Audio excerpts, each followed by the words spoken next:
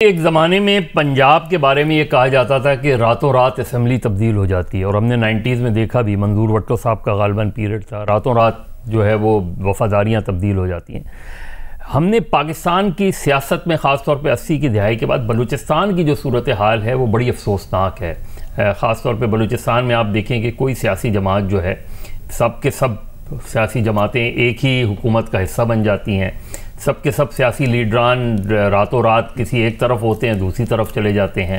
کسی بھی بلوچستان سب سے ایزی گوئنگ اسمبلی بن گئی ہے کہ آپ جب چاہیں، ابھی یہ جس طرح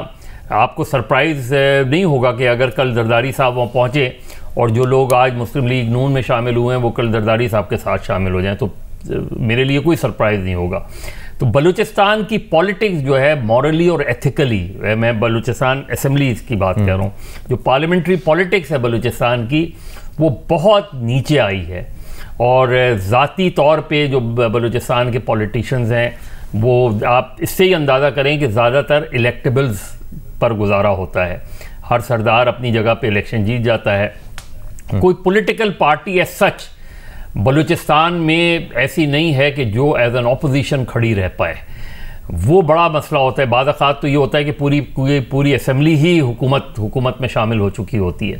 تو میرا خیال ہے بلوچستان میں کبھی بھی کوئی چیز سرپرائز نہیں ہوگی۔ آج مسلم لیگ نون کے ساتھ 30 کے قریب پولیٹیشین، چاہے وہ پیپلز پارٹی سے ہو، بی این پی سے ہو، جے یو آئی سے ہو، ایکس وائی زیڈ سے ہو، یا وہ مسلم لیگ نون میں شامل ہو جائیں گے یا وہ حکومت میں شامل ہو جائیں گے۔ اس کا مطلب ہے کہ بلوچستان کی پارلیمانی سیاست میں نظریات ختم ہوتے جا رہے ہیں، نظریاتی سیاست ختم ہوتی جا رہی ہے، اور یہ سب سے بڑا المیہ ہے کہ جو صوبہ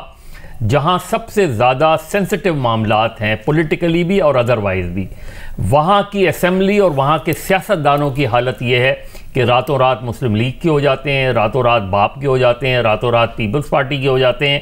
اور یا سب مل کر ایک حکومت بنوا لیتے ہیں۔ تو میرا خیال ہے بلوچستان کے پولیٹیشنز کو، بلوچستان کے پارلیمنٹیرینز کو، اور جو لوگ بلوچستان کی سیاست کو بہتر سمجھتے ہیں، انہیں اس طرف ضرور توجہ دینی چاہیے کہ بلوچستان کی پولیٹیکل ڈکلائن جو آیا ہے وہ میرا خیال ہے بہت تشویشناک ہے۔